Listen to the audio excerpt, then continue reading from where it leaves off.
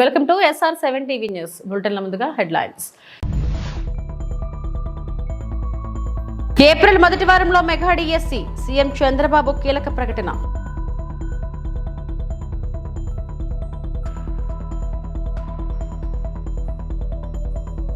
మంత్రి నారా లోకేష్ సమక్షంలో Georgia national యూనివర్సిటీతో అవగాహన ఒప్పందం.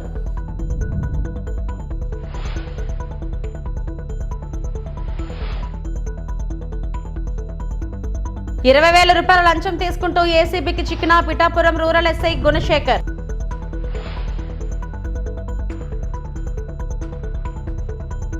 ఏపీలోని నిరుద్యోగులకు శుభవార్త. ఏప్రిల్ మొదటి వారంలో మెగా డిఎస్సి నోటిఫికేషన్ ఇవ్వనున్నట్లు సీఎం చంద్రబాబు ప్రకటించారు. పాఠశాలల ప్రారంభం నాటికి పోస్టింగ్లు ఇవ్వాలని ఆదేశించారు. జిల్లా కలెక్టర్లతో నిర్వహించిన సమావేశంలో చంద్రబాబు మాట్లాడారు. వచ్చిన మొదటి సంతకం 16,347 ఉద్యోగాలు డిఎస్సి ద్వారా ఇస్తా ఉన్నాం. మెగా డిఎస్సి పెడతా ఉన్నాం. ఈ ఫస్ట్ వీక్ లో మెగా డిఎస్సి నోటిఫికేషన్ ఇష్యూ చేస్తారు. ఏబిసిడి కేటగరైజేషన్ కూడా హామీ ఇచ్చాం, ఎన్నికల్లో చెప్పాం. అది కూడా రిపోర్ట్ వచ్చింది, కేంద్రానికి పంపించాం, ఎస్సీ ఫైనాన్స్ కమిషన్ పంపించాం. ఆ రిపోర్ట్ వస్తానే అది కూడా యాక్ట్ చేసి ముందుకెళ్తాం.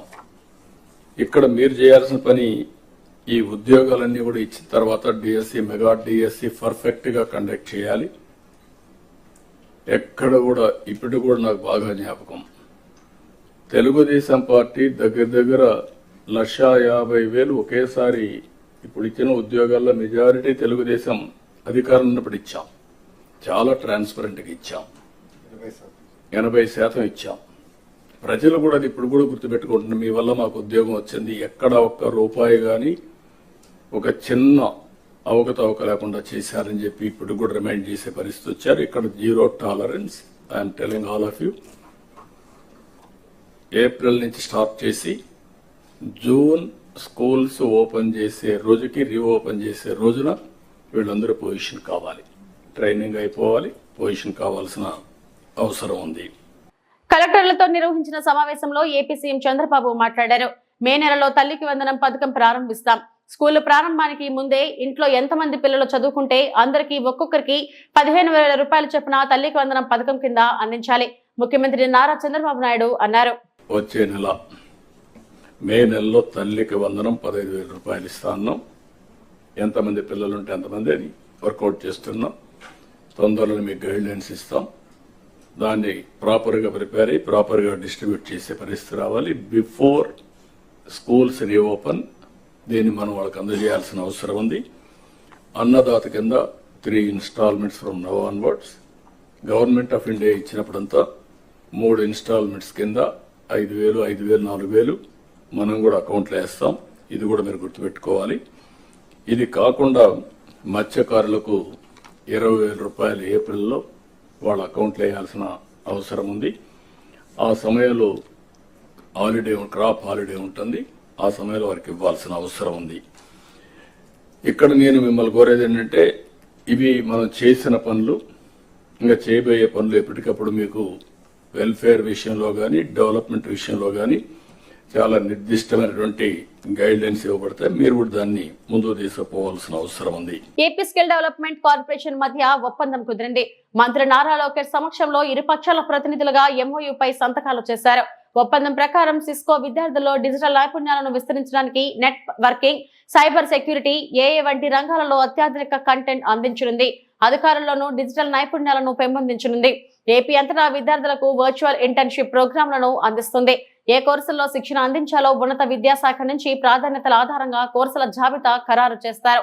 ఉన్నత విద్యా సంస్థలో విద్యను అభ్యసించే విద్యార్థులలో నైపుణ్యాభివృద్ధి, వృత్తి విద్యను ప్రోత్సహించడమే ఈ ఒప్పంద ముఖ్య ఉద్దేశమని అధికారులు చెబుతున్నారు.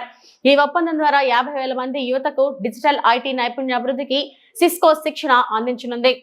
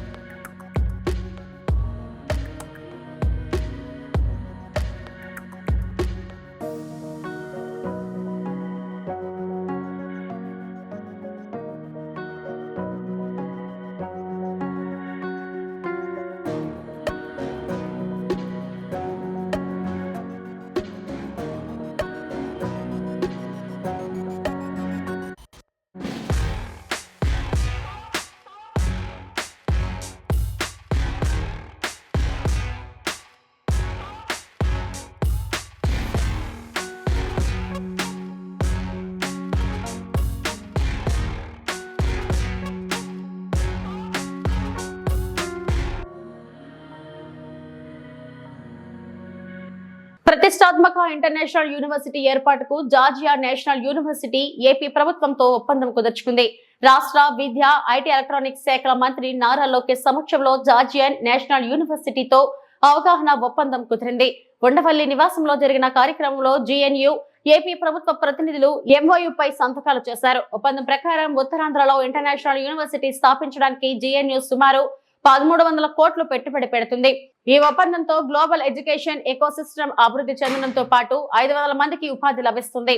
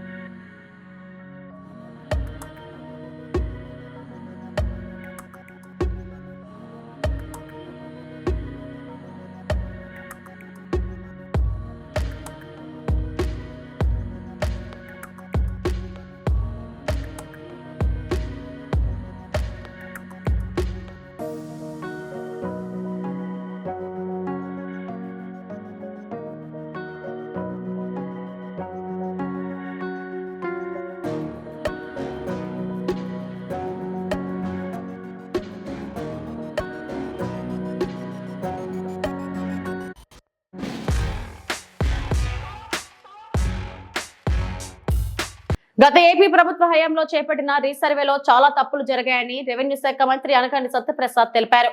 సచివాలయంలో జరుగుతున్న కలెక్టర్ సమావేశంలో ఆయన కీలక సూచనలు చేశారు. మొత్తం 2,79,000 ఫిర్యాదులు అందగా గ్రామ సభల ద్వారా 95% పరిష్కరించామని తెలిపారు. గ్రీవెన్స్ లో వచ్చిన ఫిర్యాదులను కూడా 80% పూర్తి చేశామన్న అనగాని క్షేత్రస్థాయిలో ఇవన్నీ సమగ్రంగా అమలయ్యేలా చూడాల్సిన బాధ్యత కలెక్టర్లపై ఉందన్నారు. ఎన్నో సంస్కరణలు తీసుకొస్తా ఉన్నాం, చట్టాలను తీసుకురావడం జరిగింది, ఉన్న చట్టాలను పదును పెడతా ఉన్నాం, అనేక విధానపరమైన నిర్ణయాలు తీసుకుంటూ ముందుకెళ్తా ఉన్నాం. అలాగే మనం ఆర్ఓఆర్ పెండింగ్ అన్ని కేసులు కూడా రాబోయే రోజుల్లో ఆన్లైన్ ద్వారా చేసుకుంటూ కొత్త రెవెన్యూ డిపార్ట్మెంట్ రాబోయే రోజులు చూడాలనే విధంగా ముందుకు వెళ్తా ఉన్నాం. ముఖ్యంగా ప్రభుత్వం వచ్చిన తర్వాత ఏదో చీకటి యాక్ట్ ఉందో ల్యాండ్ టైటిలింగ్ యాక్ట్, అది మనం రద్దు చేయడం జరిగింది. ల్యాండ్ గ్రాబింగ్ యాక్ట్ కూడా తీసుకోవడం జరిగింది. ఆర్ఓఆర్ చట్ట సవరణ కూడా చేశాం. ఎందుకంటే డిఆర్ఓ పరిధిలో ఉంటే అది చాలా లేట్ అవుతుంది, 6 నెలల టైం లైన్ ఉంటుంది కాబట్టి దాన్ని తక్కువ సమయం పెట్టి ఆర్డీఓ లెవెల్లో ఉంచితే తప్పకుండా మీ యొక్క పర్యవేక్షణలో త్వరగా పూర్తిగా అవుతుందని చెప్పేసి పేదలకు మంచి పరిపాలన ఇవ్వగలని చెప్పే లక్ష్యంతో అది కూడా మొన్న అసెంబ్లీలో కూడా మనం చేయడం జరిగింది. మరి ముఖ్యంగా గౌరవ ముఖ్యమంత్రి గారు ఏ ప్రైవేట్ భూమి కూడా 22A ఉండకూడదు, ఉంటే ప్రాపర్ రీజన్ ఉండాలి, దానికి ఉండాలని చెప్పేసి చెప్పడంతో మనం మొన్న 17/2 మెమో కూడా ఇవ్వడం జరిగింది. అన్నిటిపైన అధ్యయనం చేసి ఎందుకు చెప్తా ఉన్నామంటే కలెక్టర్లకు ఎంత బిజీ ఉన్నా కూడా భూ వివాదాలు అనేది ప్రత్యేకంగా శ్రద్ధ పెట్టి వాటి పరిష్కరించాల్సిన అవసరం ఉంది నేను చెప్పాను. ఎందుకంటే గతి పరిపాలకులు వాళ్ళ పాపాలు ఎక్కడ బయటపడతాయని చెప్పేసి ఆఫీసులు కూడా తగలపెట్టిన పరిస్థితి మనం చూసాం. భూకంపం అనే సినిమా తీస్తే ఈ రాష్ట్రంలో అది వేరే దేశాల్లో కూడా మాఫియా వాళ్ళు కొనుక్కుని దాని బెస్ట్ సెల్లర్గా అయ్యే పరిస్థితి ఉంది. ఎందుకంటే అలాంటి రకరకాల భూ మాఫియా కార్యక్రమాలు వాళ్ళు చేశారు కాబట్టి అలాంటి పరిస్థితి మనకి ఈరోజు ఏర్పడింది. ఎందుకంటే ముఖ్యంగా రీసర్వే అనేది మీ అందరికీ తెలుసు. స్టాండర్డ్ ప్రాసెస్ అనేది అది 3 స్టేజీలో 27 సబ్ స్టేజెస్లో ఉన్నటువంటి పరిస్థితి. ప్రీ సర్వే యాక్టివిటీ కానీ, గ్రౌండ్ ట్రూతింగ్ కానీ, అలాగే బౌండరీ డిస్ప్యూట్స్ కానీ, అపీల్స్ అండ్ ఫైనలైజేషన్ నోటిఫికేషన్ కానీ, కంప్లీషన్ ఆఫ్ సర్వే కానీ, ఇట్లా దాంట్లో ఒక 27 సబ్ కేటగరైజేషన్ చేసుకోవాల్సిన పరిస్థితి మనకు ఉంది. కానీ అవన్నీ కూడా చేయకుండా కేవలం తొందరపాటుదనంతో ఎవరు అక్కడ నుంచుంటే వారి పేరే రాసి రీసర్వేలో చాలా తప్పులు తడక చేసినటువంటి పరిస్థితి మనం చూసాం. అందుకని మనకు 2,79,000 ఫిర్యాదులు అందినాయి. అవన్నీ కూడా గ్రామ సభలు పెట్టి 95% మనం పూర్తి చేసాం. ఏదైతే పీజీఆర్ఎస్లో కూడా వస్తూ ఉన్నాయో దాదాపుగా 5 లక్షల గ్రీవెన్స్లో దాంట్లో కూడా 80% చేశాం. కాకపోతే అవి క్వాలిటీ డిస్పోజల్ వైపు వెళ్ళే దిశగా ఉండాలని చెప్పేసి గౌరవ ముఖ్యమంత్రి గారు ఎల్లప్పుడూ కూడా చెప్తా ఉన్నారు. రెవెన్యూ సదస్సులో వచ్చిన సమస్యలు కూడా మనం పూర్తిగా ఎస్ఓపిలో అన్నీ కూడా చేయడం జరుగుతూ ఉంది. అలాగే సర్వే రాళ్ల పైన ఉన్నటువంటి బొమ్మలు కూడా, ఎందుకంటే గత ప్రభుత్వం అని చెప్పారు 700 కోట్ల రూపాయల బొమ్మలకు పాస్బుక్లకి ఖర్చు పెట్టింది. పాస్బుక్లు కూడా నూతనంగా, ఎందుకంటే మనం రీసర్వే ఏదైతే మళ్ళీ పగడబందీగా చేశామో బ్లాక్ సిస్టమ్ పెట్టుకుని 2 విలేజ్ సెక్రటరీలను విఆర్ఓలని అలాగే ఏదైతే మనం ఒక పగడబందీగా యూనిట్గా చేసుకుంటూ రోజుకి 20 ఎకరాలు చేసే విధంగా చేస్తా ఉన్నాం. ఇప్పుడు బాగా జరుగుతూ ఉంది. అందుకని మనకు ఏ ఇబ్బంది కూడా రావట్లేదు. బాధితులకు బాస్టర్గా సీఎం రిలీఫ్ ఫండ్ 22 మంది లబ్ధిదారులకు 13.30 లక్షల చెక్కులను పంపిణీ చేసిన ఎమ్మెల్యే శిరీష విజయభాస్కర్ ఈ రోజు రంపచోడవరం ఎమ్మెల్యే క్యాంప్ కార్యాలయంలో సీఎం రిలీఫ్ ఫండ్ నుంచి విడుదలైన చెక్కులను బాధితులకు అందజేయడం జరిగింది. ఈ సందర్భంగా ఎమ్మెల్యే మాట్లాడుతూ వైద్యం నిమిత్తం అవసరార్థులకు అందించే సాయం అత్యంత విలువైనదని అన్నారు. అదేవిధంగా రంపచోడవరం నియోజకవర్గంలో ఇదివరకు ఎక్కువగా సీఎం సహాయ నిధిని పొందినట్టు లేదని అన్నారు. నేను ఎమ్మెల్యేగా ఎన్నికైన నాటి నుండి ఇప్పటి వరకు 30 మంది లబ్ధిదారులకు 35 లక్షల రూపాయలను అందించినట్లు వెల్లడించారు. ఈ కార్యక్రమంలో నియోజకవర్గ తెలుగు యువత అధ్యక్షులు మఠం విజయభాస్కర్, తెలుగుదేశం పార్టీ మండలాల అధ్యక్షులు మరియు నాయకులు పాము అర్జున్, పల్లాల వెంకటరమణారెడ్డి, కారం సురేష్ బాబు తదితరులు పాల్గొన్నారు. నేను మీ మిర్యాల శిరీషాదేవి, రంపచోడవరం ఎమ్మెల్యే. అసెంబ్లీ పూర్తి చేసుకున్న తర్వాత కాన్స్టిట్యున్సీలోకి వచ్చి ప్రజల సమస్యల నిమిత్తం ఈ రోజు హెడ్ క్వార్టర్ లో ఉన్నటువంటి పార్టీ ఆఫీస్ లో ప్రజలందరికీ అందుబాటులో ఉండడం జరుగుతూ ఉంది. ఈ రోజు ప్రధానంగా 22 చెక్కులు సీఎం రిలీఫ్ ఫండ్ నుంచి ఎవరైతే అనారోగ్య సమస్యలతో ఉన్నారో, ఒక చంద్రబాబు నాయుడు గారు అదేవిధంగా ఎన్టీ రామారావు గారు ఒక కుటుంబానికి ఒక పెద్దగా తన బాధ్యత ఏ విధంగా అయితే నెరవేరుస్తానని మాట ఇచ్చారో దాని ప్రకారంగా అనారోగ్యానికి గురైన ప్రతి కార్యకర్తకి ప్రతి వ్యక్తికి కూడా ఎవరైతే మన పేరు మీద అప్లై చేసుకున్నారో సహాయ నిధి కోరుతూ వాళ్ళందరికీ కూడా మనం ఎమ్మెల్యే అయినప్పటి నుంచి వస్తూనే ఉన్నాయి. ఈ రోజు ప్రధానంగా ఈ నెల రోజుల్లో 22 చెక్కులు రావడం జరిగింది. 19,29,000 రూపాయల చిల్లర డబ్బులు ఈ రోజు ఎవరైతే బాధితులు ఉన్నారో అనారోగ్యం గురైన వాళ్ళ యొక్క ఖాతాల్లోకి కూడా చెక్కుల రూపంలో జమ చేయడం జరుగుతూ ఉంది. నిజంగా ఈ రోజు చూస్తే ప్రజలందరూ కూడా చాలా ఆనందంగా ఉన్నారు. ఎందుకంటే గతంలో చెప్తా ఉన్నారు, ఇప్పుడే గత 5 సంవత్సరాల నుంచి ఈ సీఎం రిలీఫ్ ఫండ్ అనేదే మాకు తెలియదు, ఒక బాగోలేని వ్యక్తికి సీఎం నుంచి సహాయ నిధి వస్తుంది అన్న సంగతి కూడా మాకు తెలియదు. అలాంటి కష్టకాలంలో మేము బ్రతికాము. కానీ ఈ రోజు మీ దయ వల్ల, మన చంద్రబాబు నాయుడు గారి యొక్క దయ వల్ల మాకి హాస్పిటల్ ఖర్చులకి ఎంతో కొంత అమౌంట్ మాకి జమ చేయడం జరుగుతూ ఉందని ప్రజలందరూ కూడా చాలా హర్షం వ్యక్తం చేస్తా ఉన్నారు. ఇది చాలా ఆనందదాయకమని మరొకసారి ముఖ్యమంత్రి గారికి, డిప్యూటీ సీఎం గారికి, మోడీ గారికి ప్రత్యేకమైన ధన్యవాదాలు తెలియజేస్తా ఉన్నాను. ఇకపోతే మరి ముఖ్యమైన విషయం ఒకటి మీ అందరికి తెలియచేయాలి. మొన్న అసెంబ్లీలో చూస్తే దాదాపుగా 3-4 సార్లు నేను అసెంబ్లీ సెషన్స్ లో కూడా మాట్లాడడం జరిగింది. మన గిరిజన ప్రాంతంలో ఉన్నటువంటి సమస్యలన్నిటిపైన కూడా నేను మాట్లాడాను.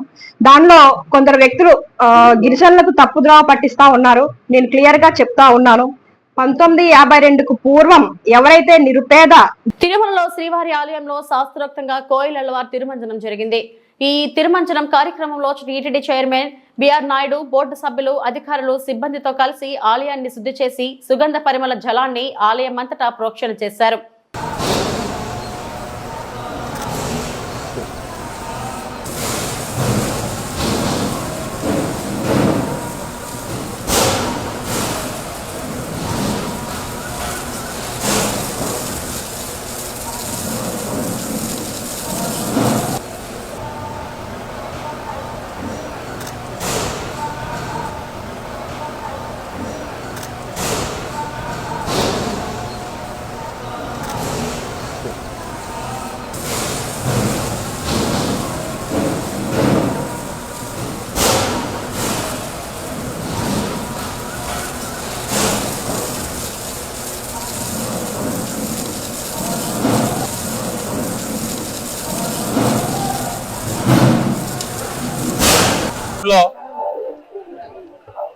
కోయిలవారి తిరుమంజనం నిర్వహించడం జరిగింది. కోయిలవారి తిరుమంజనం అంటే లోపల శుద్ధి చేయడం. ఈ కార్యక్రమం సంవత్సరంలో 4 సార్లు చేయడం జరుగుతుంది.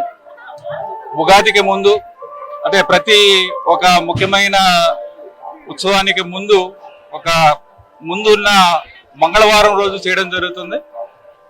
ఉగాదికి ముందు, తర్వాత బ్రహ్మోత్సవాల ముందు, వైకుంఠ ఏకాదశి ముందు, ఆదివార ఆస్థానం ముందు ఈ కార్యక్రమాన్ని నిర్వహించడం జరుగుతుంది. దీంట్లో ఆలయ ప్రాంగణము, ఆలయ పైకప్పు, ఆలయ గోడలు, దేవతామూర్తులు అందరినీ కూడా అన్ని వస్తువుల్ని కూడా పూజ సామాన్ అంతా కూడా మనము నీళ్లతో శుద్ధి చేయడం జరుగుతుంది.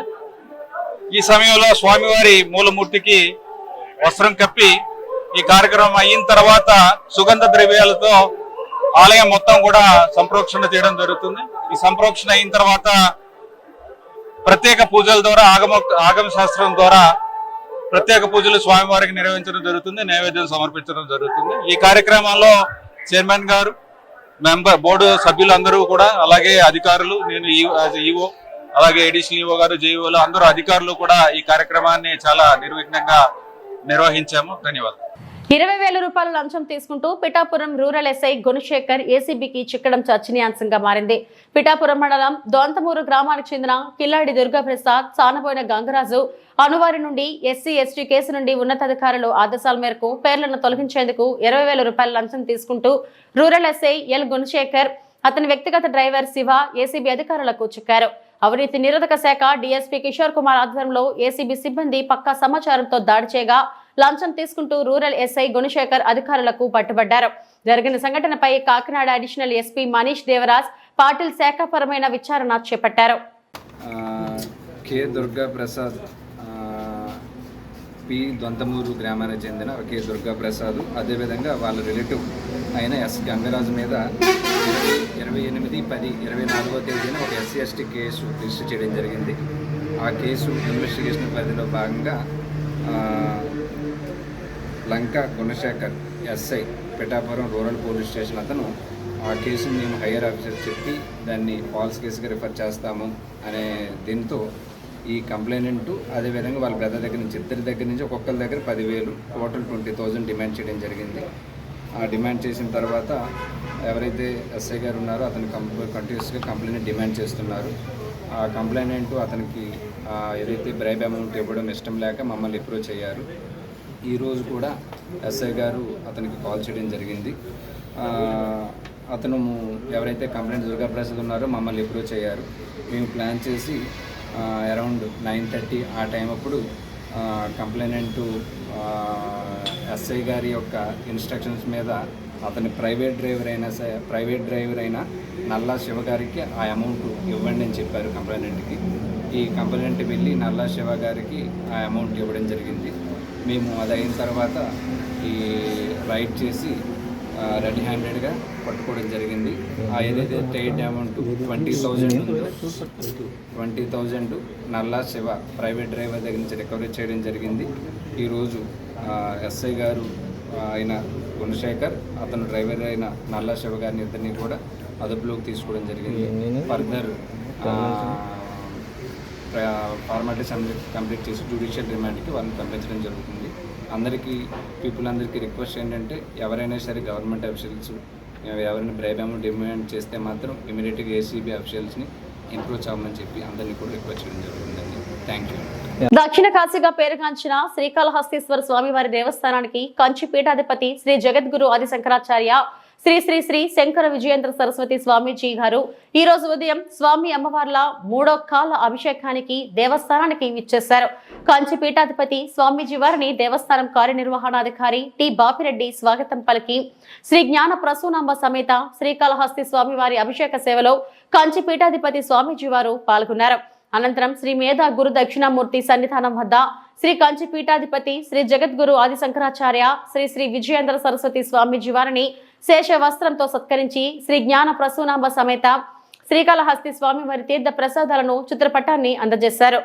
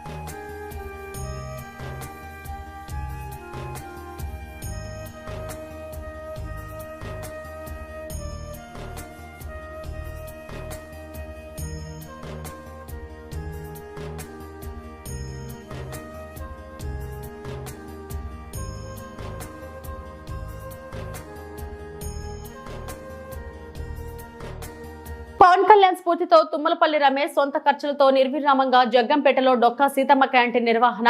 ప్రతి మంగళవారం కాకినాడ జిల్లా జగ్గంపేట నియోజకవర్గ కేంద్రమైన జగ్గంపేటలో జనసేన పార్టీ ఇన్ఛార్జ్ మరి Satyanarayana Bhupathi charitable trust chairman Tummalapalli Ramesh ఆధ్వర్యంలో పాత పోలీస్ స్టేషన్ వద్ద డొక్కా సీతమ్మ ఉచిత క్యాంటీన్ ను నిర్వహిస్తున్నారు. ఈ డొక్కా సీతమ్మ క్యాంటీన్ ప్రతి మంగళవారం ఉదయం 11 గంటల నుంచి మధ్యాహ్నం వరకు అన్నదానం జరుగుతుంది. పేదలు ఇతర ప్రాంతాల నుంచి జగ్గంపేట పని మీద వచ్చేవారు, చిన్న చిన్న వ్యాపారులు భోజనం స్వీకరించడం జరుగుతుంది. డొక్కా సీతమ్మ క్యాంటీన్ కు జగ్గంపేట జనసేన ఇన్ఛార్జ్ తుమ్మలపల్లి రమేష్ హాజరై స్వయంగా పేదలకు భోజనం వడ్డించారు. ఈ సందర్భంగా రమేష్ మాట్లాడుతూ ఆంధ్రప్రదేశ్ రాష్ట్ర ఉప ముఖ్యమంత్రి కొణిదెల పవన్ కళ్యాణ్ స్ఫూర్తితో గత ఎన్నికల అనంతరం నుండి జగ్గంపేట టౌన్ లో సొంత ఖర్చులతో శ్రీ డొక్కా సీతమ్మ అన్నదానం కార్యక్రమం నిర్వహిస్తున్నామని అన్నారు. కార్యక్రమంలో సూరంపాలెం బాలు, రజనాల శ్రీను, ఉలిసి ఐరాజు, మాధారపు వీరబాబు తదితరులు పాల్గొన్నారు.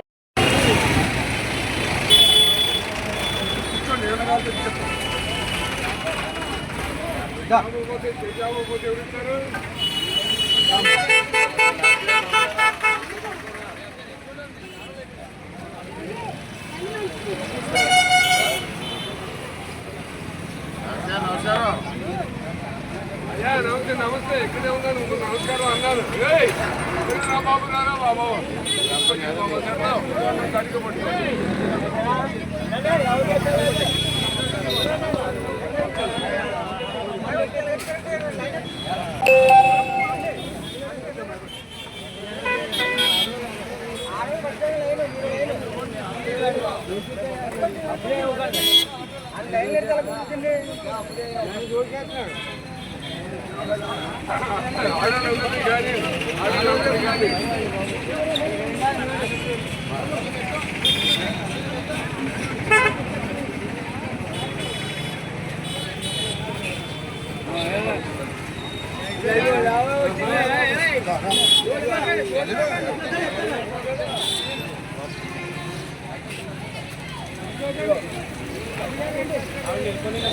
ఇవి ఇప్పటివరకు నా బులెటిన్ అప్డేట్స్. నమస్తే.